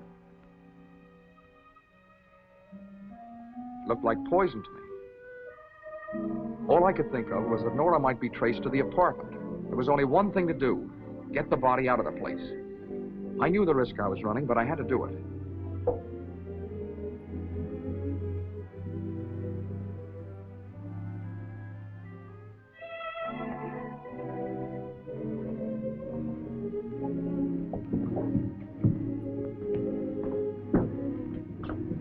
Someone was coming up. I didn't dare go back and wait. I'd have to carry him down. He was taking a big chance, but it was late and luck was with me. No one saw me.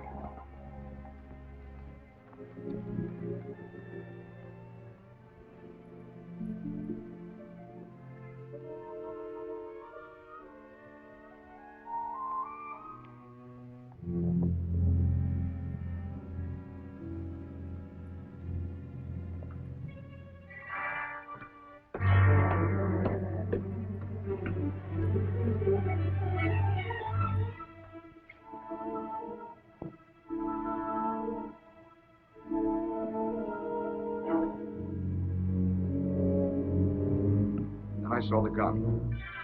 If I could fake a suicide, Nora's fingerprints wouldn't be on the gun. It would swing suspicion away from her.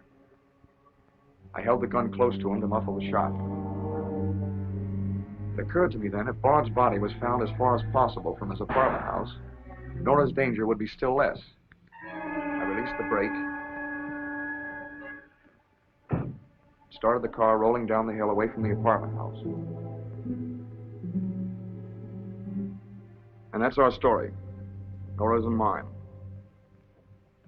Templeton, do you believe Mrs. Bard's story? Yes, I do. And you believe his? Of course I do. You really came down here to convince each other that you were each telling the truth, didn't you? Partly. We had to speak for Janet Bradley, too, Lieutenant. I'll need a detailed statement from both of you later. Certainly, Lieutenant. You can wait in the outer office.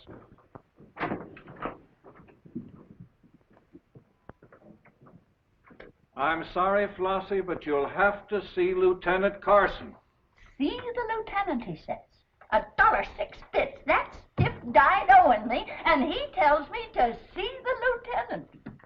Listen, I'll see the lieutenant, and the chief, and the mayor, and the governor if I have to. I'll have me $1.06 if I have to see the president himself. Sure, Flossie, sure. You're right. I don't blame you a bit. Okay, Malloy. Birdseed. What have you got?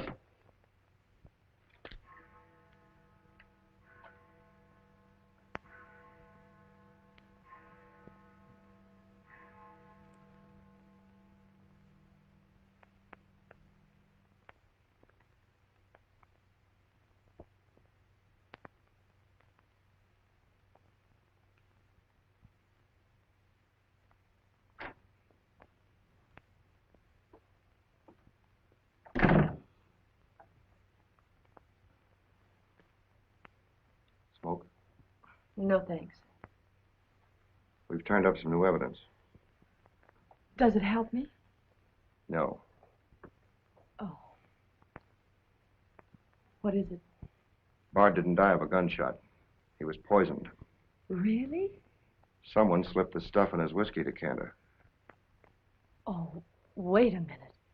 You don't think I put the poison in his decanter? Why didn't you drink your highball? Well, I didn't want it. How do you think that'll sound in court?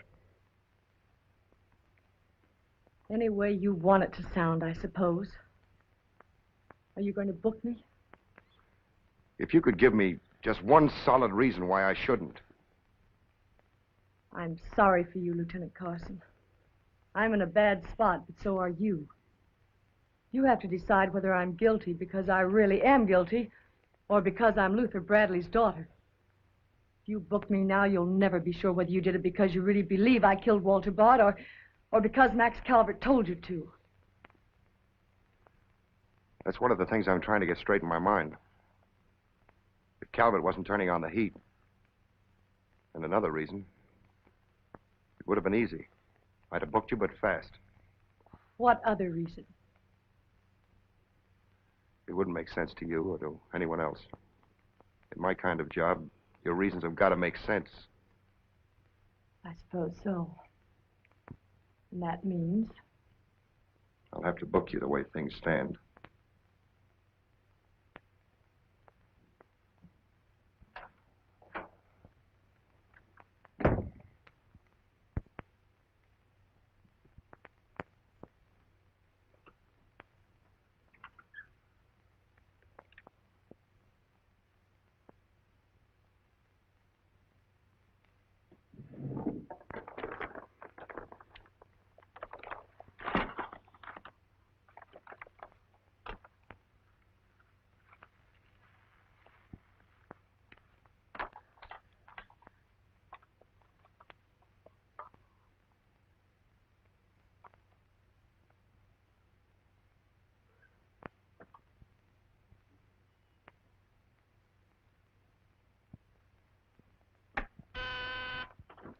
Yes, sir.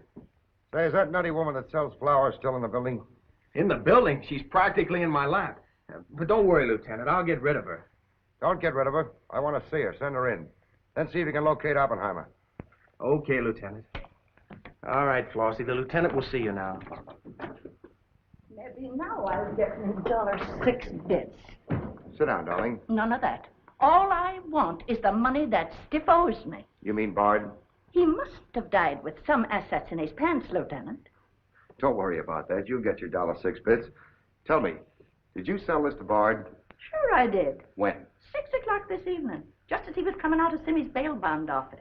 Didn't he pay you for it? He did not. He never pays you. You've always got to chase him. Up to the present moment, that slicker owes me $1.06. Did you see him after that? I went to his apartment to collect, but I didn't see him. He must have been out to dinner, so I stuck around. Did you see anyone else when you were up there? Nobody but Doc Yeager. Do I get my money or don't I? Yeager? He was up there? Bard was out to the both of us. What time was this? Oh, I don't know. 8:30, maybe. I knocked on Bard's door and he didn't answer, so I stuck around in the corridor. It was raining out and I was wet to me pelt. Then Doc Yeager came. Did Yeager see you? No, he never seen me, but he was there. You ask him. Tell me about Yeager. What happened? I was drying myself at the radiator on the stairway lantern. I was down half a flight, so he didn't see me.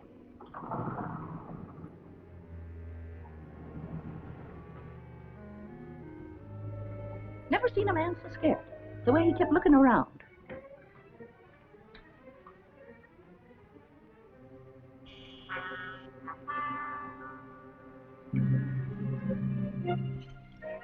He could hardly find the keyhole. His hand was shaking so. I don't know how many keys he tried before he got the one that fitted.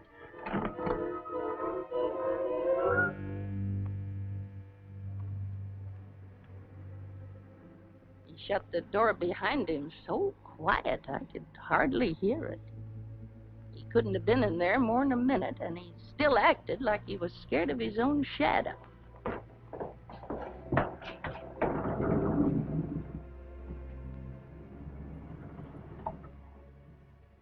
he never seen me, but he was there. You ask him.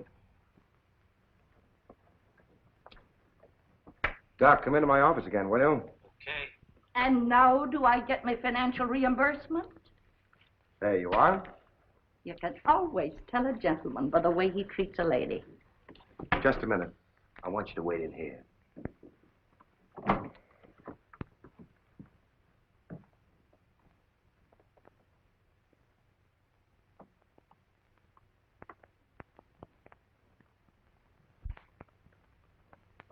Come in, Doc. You don't look well, Doc. Sit down. Oh, I'm all right.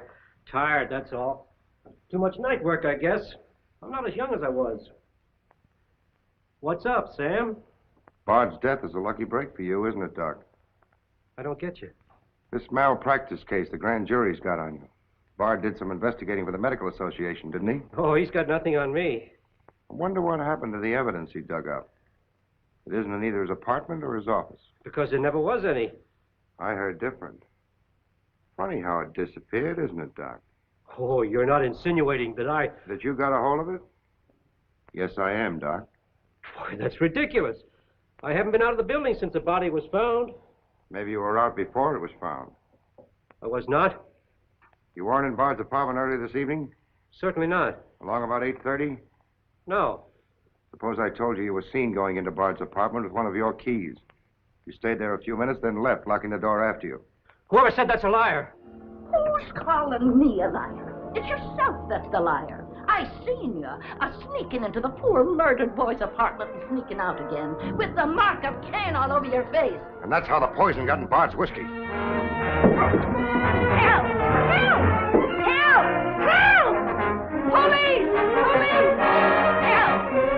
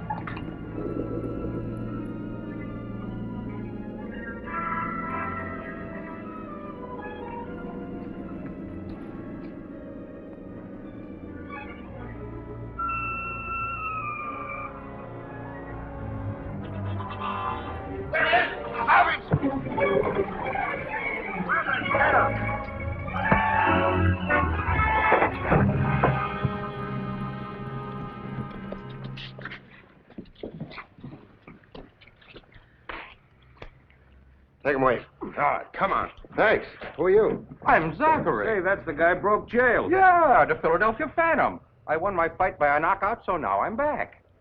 You got back just in time. Well, I guess this ought to wash things up, eh?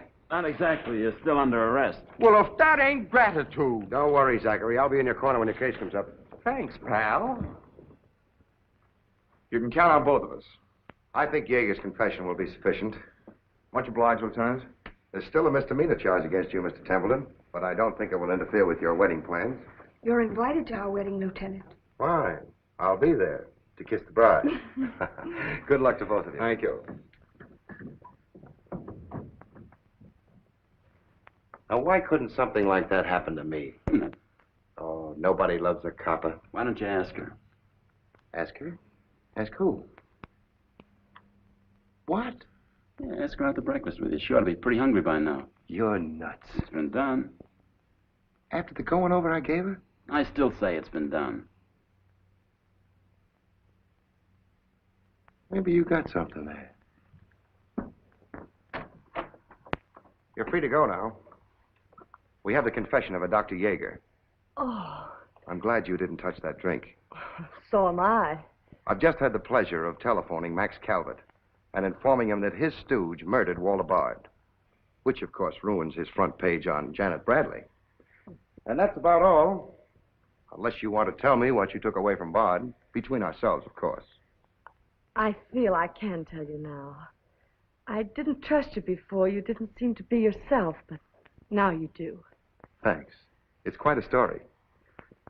Suppose I tell you about it some evening, soon. Suppose you do. Thank you.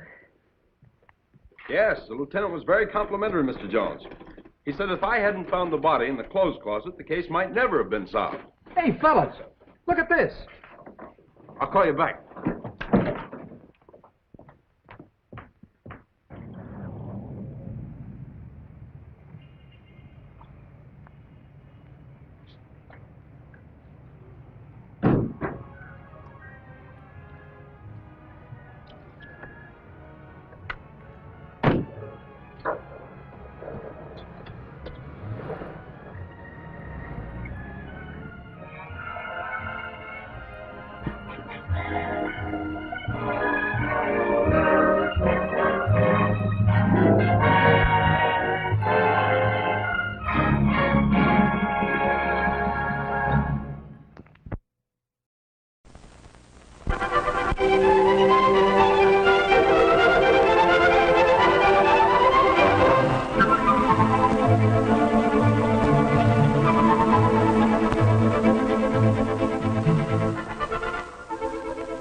Here come Alice and Jerry and Eddie on their way to school.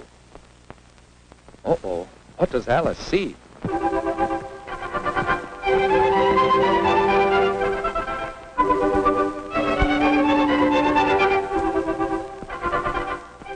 Disputing over who should ride the tricycle certainly spoils their play. It isn't any fun, and besides, it's dangerous. Someone's likely to be hurt. And just think, all this time they could be having fun on the tricycle. Yes, it's better to settle our disagreements quickly and fairly.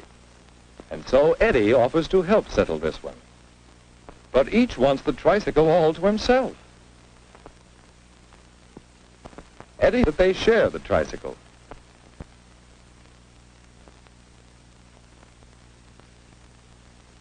That's certainly more fun than disputing over it, isn't it? We call this way of settling a dispute a compromise. That's when neither has his own way entirely. They both give in a little and share the bike. And here's another way to compromise. Take turns driving the bike. Often, as we play or work together, we have to compromise to settle some of our disputes. But did you know that there are different kinds of disputes and different ways to settle them? Let's watch for them as we go on to school. On the school grounds, Eddie and Jerry rush off to play ball. And Alice goes to play jump rope with the others. She doesn't try to break up the game. She shares and waits her turn. Compromises are one way to settle some disputes quickly and fairly and prevent other disputes starting, such as, who shall drink first at the fountain? Meanwhile, Jerry and Eddie are playing work-up baseball. Oh, Bill really hit that one. Good catch, Jerry. And the rule is, Jerry gets to bat next. And Bill changes places with Jerry in the field. So Bill wants to use Jerry's new glove. But Jerry won't let him.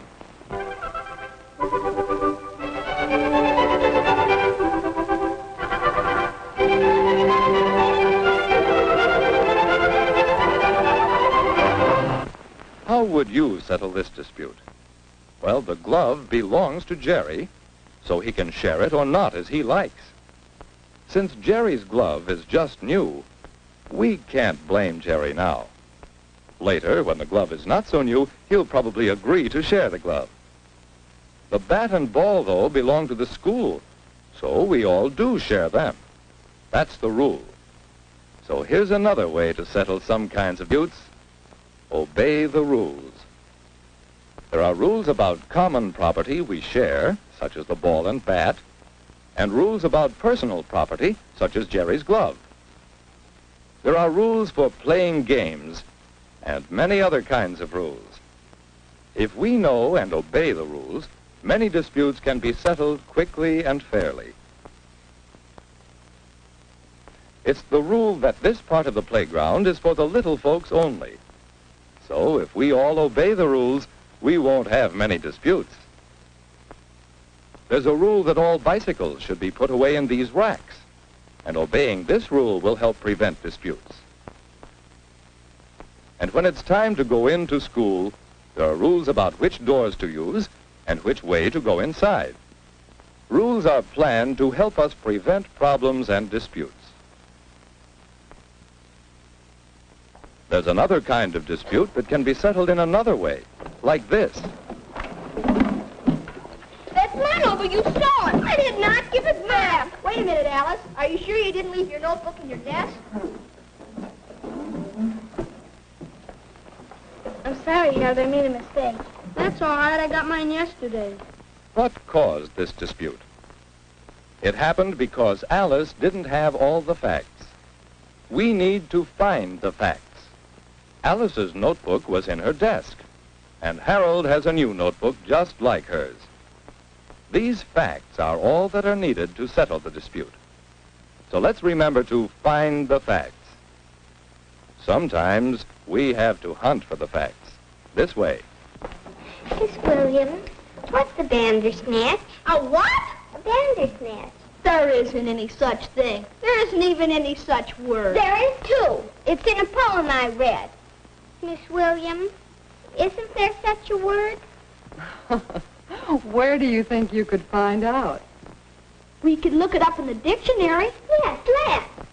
Jerry and Betty don't need to argue. They can easily find out who is right. Find the facts, and you can settle the dispute. Bandersnatch. A fabulous animal in Through the Looking Glass by Lewis Carroll. See? That's where I read about it. A fabulous. Does that mean it isn't a real animal, just a made-up one? In this case, yes. There is such a word. It does help to find the facts. Morning. I want you to start thinking about choosing a representative for the playground committee. The committee will help decide what kinds of equipment to buy and what safety rules to make for the playground. Now, we must choose someone to represent our class on that committee. I think Jerry, because he can play baseball like anything. And besides, he's got a new baseball glove. Yeah, Jerry's a good choice. We want someone who knows a lot about games. Oh, that doesn't matter so much. We want someone who gets along with people. So I think it should be Eddie. Eddie knows how to settle arguments. He can play baseball pretty well, too. Let's put Eddie on the committee. Jerry! Eddie! Eddie! Jerry! Wait a minute. How shall we choose our representative? How shall we settle this? How can this dispute be settled? Well, we know some different ways of settling disputes. Will one of them help here? A compromise helps settle some disputes. Each person gives in a little bit, and then both can have part of what they wanted. But how would a compromise help choose between Eddie and Jerry? They can't both be on the committee, and they can't take turns. No, that won't help. Obey the rules? Well, some disputes can be settled this way. But the only rule to follow in choosing a representative is to choose the best person for the job. Who is best? How can we decide? What about finding the facts? That's often a good way to settle disputes. But we need more than the facts here.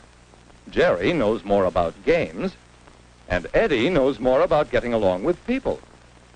But which one should we choose? We need a different way to settle this problem. I have an idea, Miss Williams. We want either Jerry or Eddie to be on the committee. You tell us which one you think it should be, and he'll be the one. Well, I could do that. Sometimes we do use a judge or arbiter or an umpire to give us his opinion and settle questions that way. But don't you think everyone should help choose our representative? Oh, you mean an election. Let's vote for the one. There we are. That's a good idea. Alice and Betty will count the votes in the election to find the opinion of the class. Often we need to find opinions to settle our disputes. Sometimes you'll want the opinion of some expert or judge.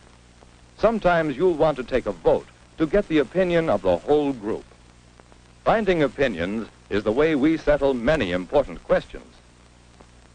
That's the way we'll settle this question. Now let's see. Jerry gets 12 votes, and Eddie?